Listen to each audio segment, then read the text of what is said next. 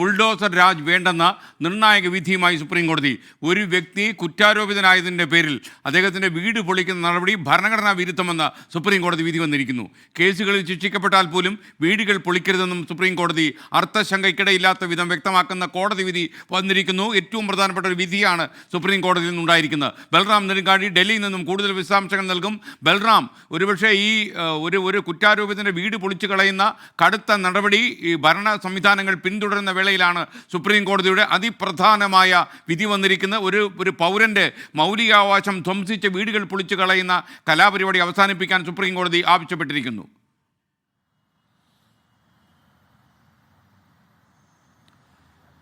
എസ്.കെ.എൻ. തീർച്ചയായും സമീപകാലത്തായി കണ്ടുവരുന്ന ഒരു പ്രവണതയാണ്.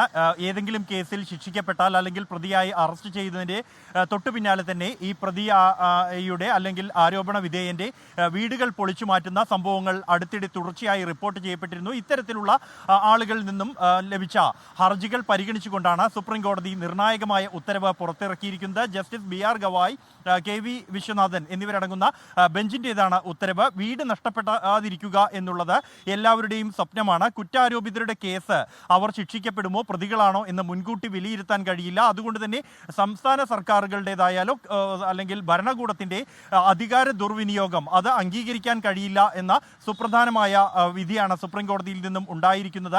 ഭരണഘടനാപരമായി ജനാധിപത്യം ഉയർത്തിപ്പിടിക്കാൻ വ്യക്തി സ്വാതന്ത്ര്യം സംരക്ഷിക്കുന്നത് പ്രധാനമാണ് എന്നാണ് കോടതി ഉത്തരവിൽ വ്യക്തമാക്കുന്നത്. നിയമപരമായ അവകാശങ്ങൾ നടപ്പിലാകുന്നതിന് സർക്കാരുകൾക്ക് സുപ്രീം കോടതി നിർദ്ദേശം നൽകിയിരിക്കുന്നു. നിയമാനുസൃതമായ നടപടിക്രമങ്ങൾ പാലിക്കാതെ വീടുകൾ പൊളിക്കുന്നത് കുറ്റകരമാണ് എന്ന് തന്നെയാണ് സുപ്രീം കോടതി ഈ ഉത്തരവിൽ വ്യക്തമാക്കുന്നത്. എസ്.കെ.എൻ.